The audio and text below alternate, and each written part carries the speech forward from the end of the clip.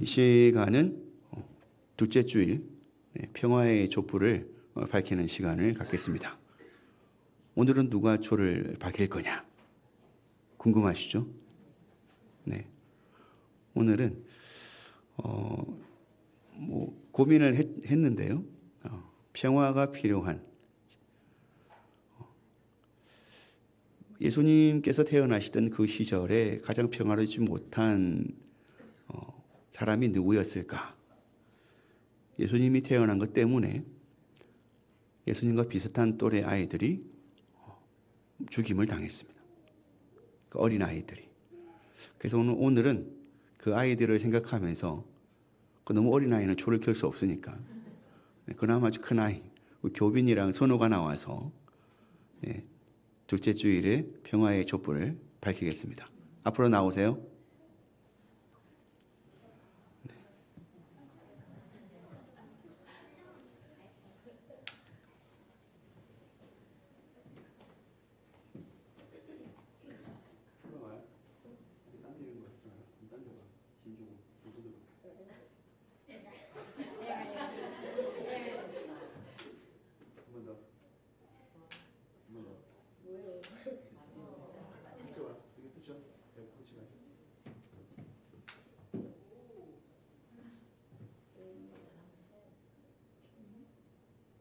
됐어요.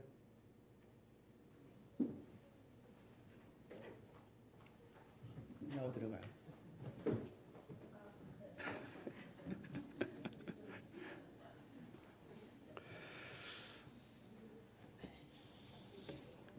할렐루야. 한 주간 평안하셨습니까? 평안하지 못하셨죠? 네. 일부러 이러는 것인가? 왜 예수님 오실 때 이렇게 세상이 소란스러운가? 유독 이번 주는 지난 주간은 소란스러운 한 주간이었습니다. 대한민국 대통령의 선포로 인해서 나라가 온통 혼란에 휩싸였고 계엄을 선포한 지 몇 시간 만에 국회의 반대로 취소되었지만 계엄이 선포되고 해제가 되는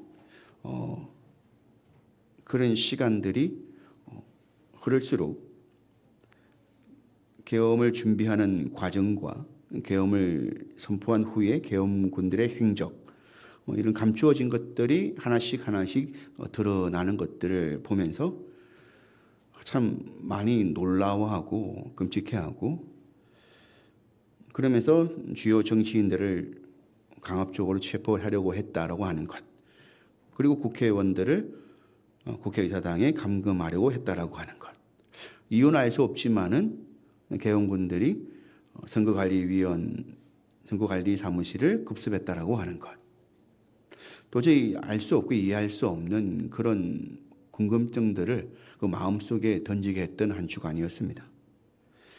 나라의 수장으로 믿고 맡겼던 민심은 크나큰 실망을 하였고요. 정치적 갈등을 심하게 겪고 있는 야당에서는 이번 일을 계기로 정권을 잡으려는 기회로 삼으려고 목소리를 크게 내고 있는 것은 아닌가. 그런 와중에 한 시민에게 짧게 죄송합니다 라고 말한 특수부대원의 모습도 기억이 납니다. 근자에 북한의 러시아, 우크라이나 전쟁에 용병을 보낸 일 때문에 정부와 군이 민감하게 대응하고 있었습니다. 때문에 군인들도 그와 관련된 작전을 수행하기 위해 출동한다라고 이해를 했다고 했습니다. 그러나 출발하기 전 도착 지역이 국회의사당이라는 말을 들었을 때 그 마음이 참담하였다라고 인터뷰에서 드러났습니다. 어떤 유명인이 이렇게 말했습니다. 정권을 지키려고 또는 정권을 빼앗으려는 의도로 이 일을 해결하려고 하지 말고 제발 국민을 생각해 달라. 국가 경제를 생각하여 판단해 달라는 말을 하였습니다. 그렇게 대통령의 계엄 선포라는 충격으로 인해 범국민적인 움직임이 한 주간 일어나고 있고 지금도 계속 일어나고 있습니다. 어제 6일 대통령 탄핵 표결이 국회에서 진행되었지만 정족수 미달로 무효가 되었습니다. 문제는 오늘날 대한민국의 상황에서 계엄이라는 일은 말도 안 되는 짓이라고 여겼었는데 그러한 일이 실제로 일어났다는 겁니다. 또다시 이런 일이 일어날 수 있을 것이라고 하는 우려를 우리 속에 던져주었습니다. 우리의 동기는 무엇입니까? 주가 하락이죠. 내란이 일어나는 나라와 경제와 화폐의 가치는 믿을 수가 없기 때문입니다. 그러므로 이번 사태로 인해 가장 큰 피해를 받게 되는 곳이 바로 수출과 관련된 기업일 것입니다. 이미 생산에 들어간 계약이 내란을 이유로 취소될 수도 있습니다. 채권은 더 빨리 상환해야 하는 압박이 들어올 수도 있고요. 당연히 수출 계약도 미뤄지게 될 수도 있습니다. 그러니 기업들이 나서서 이 우려스러운 상황을 잠잠하게 만들려고 할 것은 당연한 것입니다. 그렇게 세상이 소란해지는 것입니다. 그러나 어떤 이들은 이런 소란스러운 때가 더 길어지기를 바라기도 할 것 같습니다. 적어도 이 사태가 진정되기까지는 최소 몇 개월은 걸릴 것이기 때문에 그동안 아무도 모르게 자신이 원하는 것을 얻으려는 시도를 할 것입니다. 아무튼 지금 세상은 너무나도 소란스러운 때를 보내고 있는데요. 마치 예수님께서 오시려는 그 때를 말하는 것 같습니다. 예수님께서 오시던 때를 헤롯 왕이 죽고 난 다음 유대를 다스리는 왕자를 놓고 헤롯의 세 아들, 그러니까 아켈라우스와 안티파스와 빌립 이 세 아들이 로마의 옥타비아누스 황제 앞에서 자신이 유대를 다스릴 수 있는 왕의 자격이 있다라고 주장하면서 경쟁하던 때였습니다. 유대를 세 지역으로 나눠서 다스리도록 하였는데요. 요한과 예수님의 사역이 헤롯 안티파스가 다스리는 지역이었습니다. 그때나 지금이나 모두들 깃발을 들고 흔들며 말하기를 이 길을 따르라고 외칩니다. 지금 함께하는 길이 평화로 가는 길이라고 말입니다. 오늘 본문의 제사장 사가랴의 노래도 이 땅에 평화를 가지고 오실 메시아에 대하여 말하고 있습니다. 그리고 그 평화를 가지고 오실 메시아를 준비하는 아들 요한을 두고 또한 예언한 것입니다. 읽은 본문은 68절에서 75절까지 오실 메시아에 대한 모습을 노래하였고요. 76절에서 79절까지는 아들 요한이 해야 할 일을 노래하고 있습니다. 사가랴의 아들 요한은 메시아가 올 것인데 그 왕이 오실 길을 예비하라는 명을 받아 이 세상에 먼저 보냄을 받은 아들입니다. 때문에 아버지 사가랴는 자신의 아들 요한이 앞으로 어떠한 삶을 살아야 하는지를 잘 알고 있었습니다. 사랑하는 성도님들께서는 내 자녀가 앞으로 어떤 삶을 살아가게 될 것이라고 예상해 보신 적이 있으실까요? 사가랴처럼 아예 확정적으로 어떠한 삶을 살게 될 것이라고 예언하듯 서원한 적이 있으십니까? 본문에서는 분명히 제사장 사가랴는 성령이 감동되어 예언하였다고 기록하였기 때문에 사가랴의 예언은 이루어질 것이라고 믿을 수 있겠지만 오늘날 우리가 우리 자녀를 위하여 기도할 때 그때 하나님께서 주시는 영의 충만함으로 기도하셨다고 믿으시겠습니까? 여러분, 사가랴의 예언을 통해 오늘 메시아는 어떤 모습으로 오실까요? 첫 번째로 예수님의 오심은 하나님의 구원이 이루어지는 행위입니다. 본문 71절을 함께 읽어볼까요? 시작. 우리 원수에게서와 우리를 미워하는 모든 자의 손에서 구원하시는 일이니라. 아멘. 아이 예수가 이 땅에 태어나고 때가 되어 사역을 시작할 때 이스라엘 백성들의 원수와 이스라엘을 미워하는 모든 것에서 자유롭게 해방될 것이라고 말하는 것이죠. 이스라엘의 원수는 누구입니까? 이스라엘 백성들을 미워하는 것은 무엇일까요? 로마이겠죠? 사람들이 그렇게 생각했습니다. 이스라엘 백성들은 이스라엘 땅과 유다 땅을 통치하고 있는 저 로마가 원수이며 그들에게서 자유로워져야 한다라고 생각하며 살았습니다.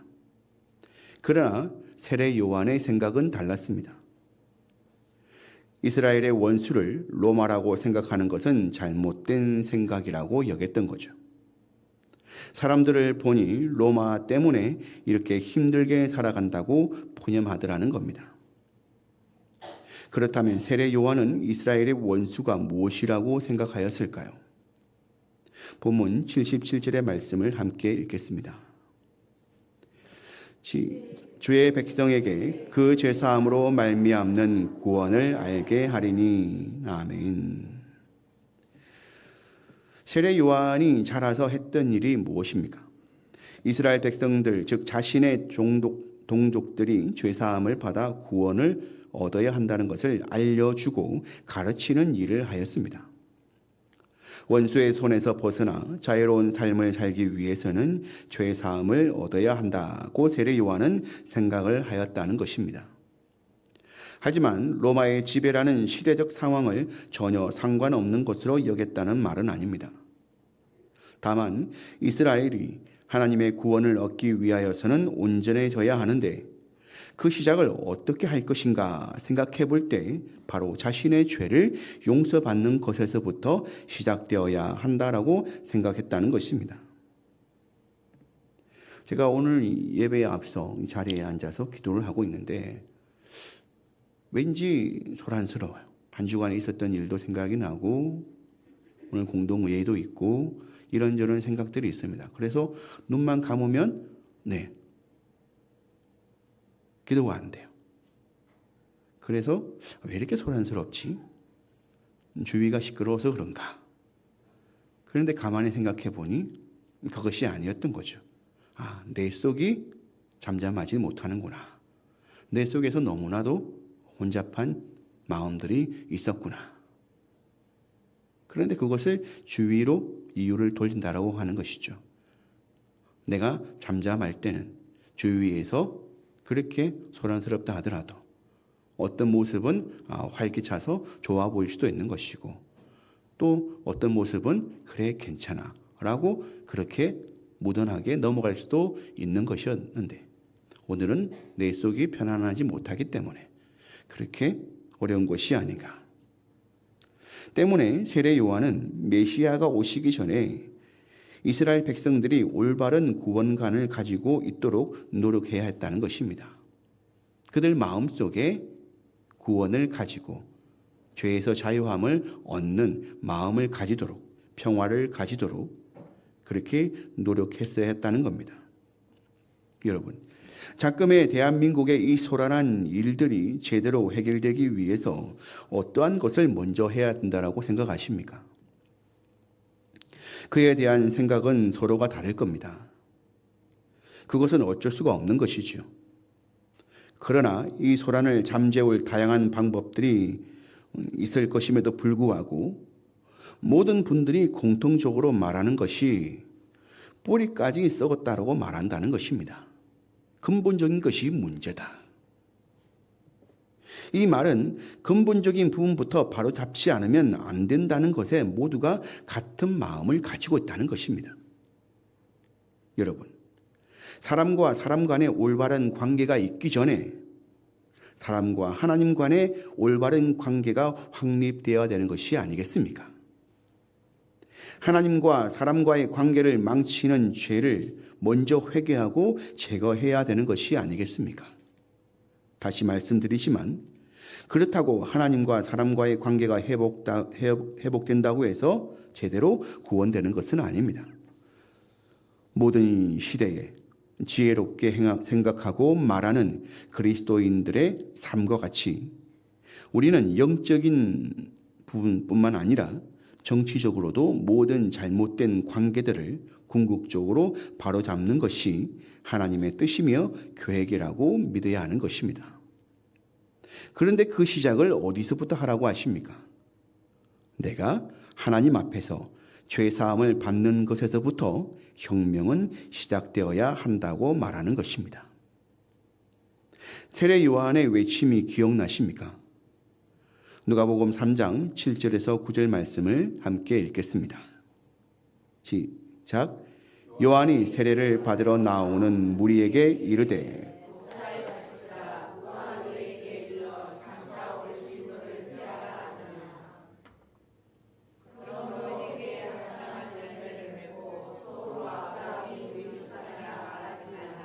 내가 너희에게 이르노니 하나님이 능히 이 돌들로로 아브라함의 자손이 되게 하시리라. 이미 도끼가 나무 뿌리에 놓였으니 좋은 열매를 맺지 아니하는 나무마다 지켜 불에 던져지리라. 아멘. 그렇기 때문에 우리는 복음을 전하는 삶을 살면서 잘못된 사회 구조와 육체적 상태를 바로잡을 수 있는 영향력을 가지고 살아야 하는 것입니다. 결국 하나님의 관심은 오실 메시아를 통해 자기 백성이 그 마음의 깨끗함을 가지고 살아가도록 하는 것에 1차적 관심을 가지고 계시는 것입니다. 사랑하는 예담교회 교우 여러분, 하나님과의 관계를 회복하는 일을 먼저 하십시오.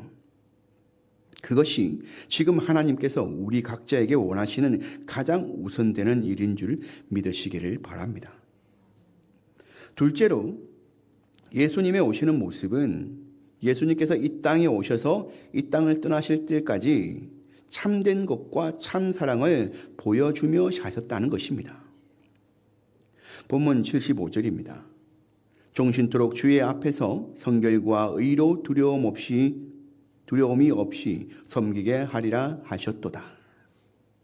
세례 요한과 예수님은 많은 사람에게 율법의 모범을 보여주고 또 그렇게 살라고 말하였습니다.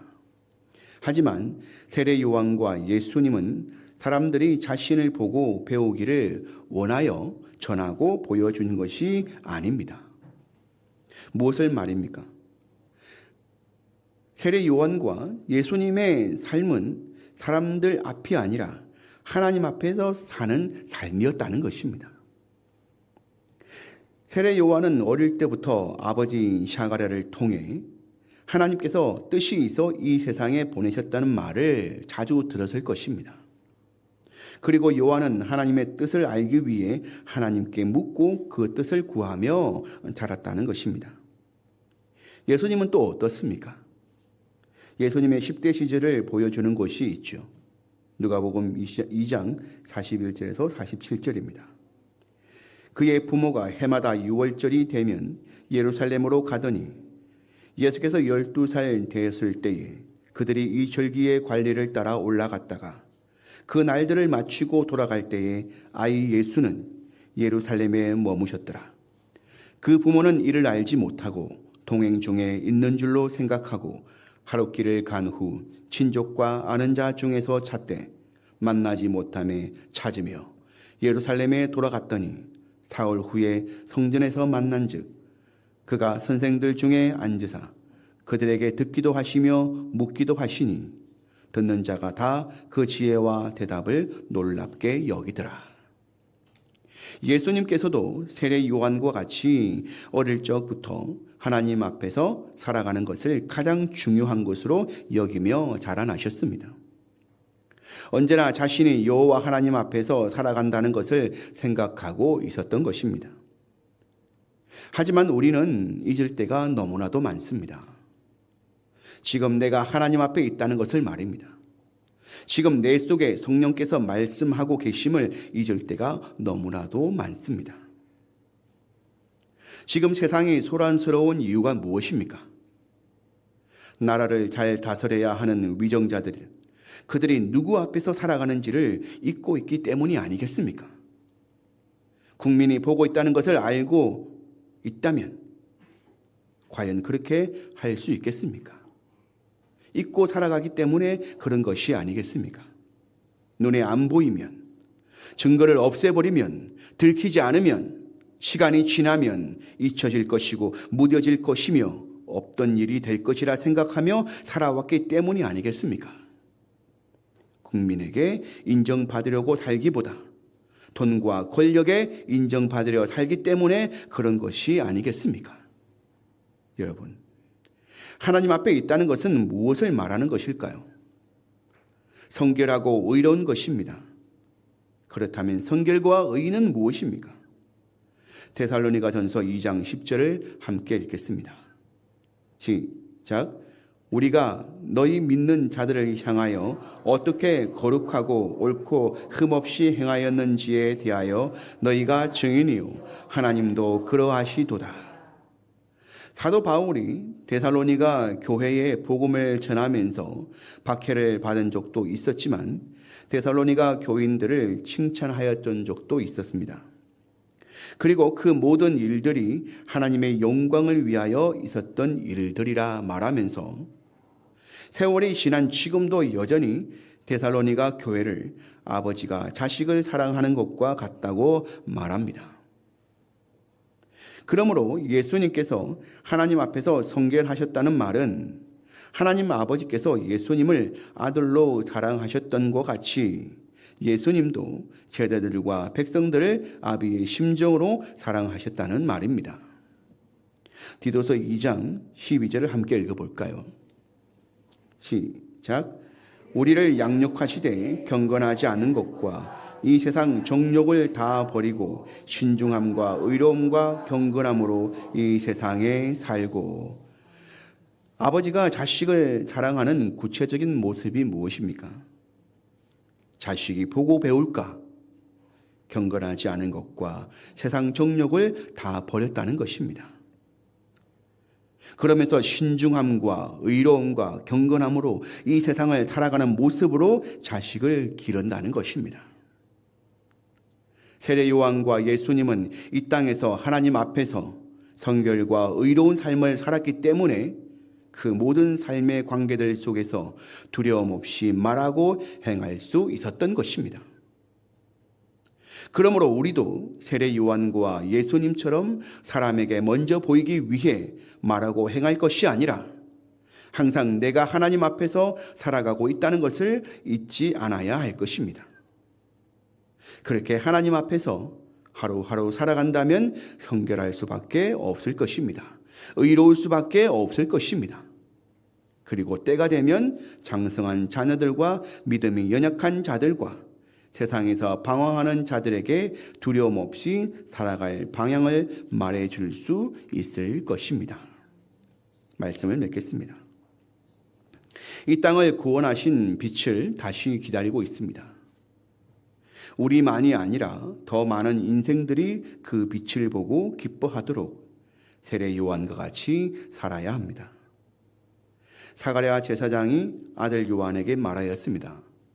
본문 76절에 이 아이여 내가 지극히 높으신 이의 선지자라 일컬음을 받고 주 앞에 가서 그 길을 준비하여. 아버지 사가랴는 아들 요한에게 무엇이라 예언합니까? 먼저 지극히 높으신 이의 선지자라 일컬음을 받으라고 하였습니다. 그리고 난 다음에 주님보다 먼저 앞서가서 주님 오실 길을 예배하라고 하였습니다. 여러분, 사가랴 제사장의 예언을 오늘 우리에게도 똑같이 적용할 수 있어야 하는 것입니다. 세례 요한과 같이 살기 위해서는 지극히 높으신 이의 선지자의 삶을 살아야 합니다. 성경에서 선지자들이 활동하던 시기는 주전 750년에서 500년 사이에, 그러니까 이스라엘이 분열되어 북이스라엘과 남유다로 나누어지고 살아가던 시절이었습니다. 두 나라를 중심으로 해서 아시리아와 바벨론, 페르시아에 이르는 시기에 선지자들의 활동이 집중되어 있었습니다. 이사야와 예레미야와 같은 대선지자들은 이스라엘을 두고 영적 회개를 촉구하는 메시지를 전하였습니다. 아모스 선지자는 사회와 나라들을 비판하였고요. 호세아 선지자는 가정을 이야기하였습니다. 그리고 미가 선지자는 사회를 비판하면서 임박한 재앙도 예언하였습니다. 여러분, 믿는 자로서 이 땅에서 선지자로 살아간다는 것은 영원한 삶을 중요하게 여기면서 살면서도 사회와 세상에 대하여 비판할 수 있는 수준 높은 가치관을 가지고 살아가는 것을 말하는 것입니다. 빌립보서 1장 9절에서 11절에 내가 기도하노라 너희 사랑을 지식과 모든 총명으로 점점 더 풍성하게 하사 너희로 지극히 선하신 것을 분별하며 더 진실하여 허물 없이 그리스도의 날까지 이르고 예수 그리스도로 말미암아 의의 열매가 가득하여 하나님의 영광과 찬송이 되기를 원하노라. 결국 그리스도의 훈련받은 좋은 군사가 되어 살아간다는 것입니다. 주 예수를 믿어 구원받고 말씀의 충만, 기도의 능력, 성령의 인도하심을 받는 형통한 삶을 세상 가운데서 당당히 나타내며 사는 것입니다. 그래야 사람들이 눈여겨볼 것이 아니겠습니까? 여러분, 주님을 따라 살면서 받은 은혜가 많다면 이제는 주님보다 앞서 나아가서 주님 가실 길을 예비할 수 있어야 합니다. 세례 요한은 오실 주님보다 먼저 이 땅에 보냄을 받았습니다. 그렇다면 우리는 다시 오실 주님보다 먼저 이 땅에 보냄을 받은 것이 아니겠습니까?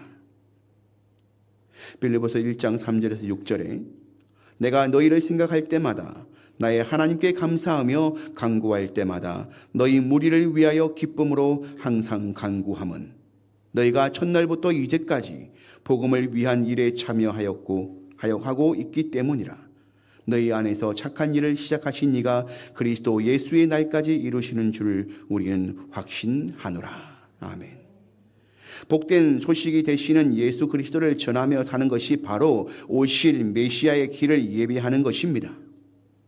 하나님께서 그리스도 안에서 당신의 구원을 이루신 것처럼 오늘 믿는 자녀들 속에서 재림의 때까지 복을 위하여 삶을 드리는 것이 바로 우리 속에 하나님께서 일하실 그의 뜻임을 확신하는 것입니다.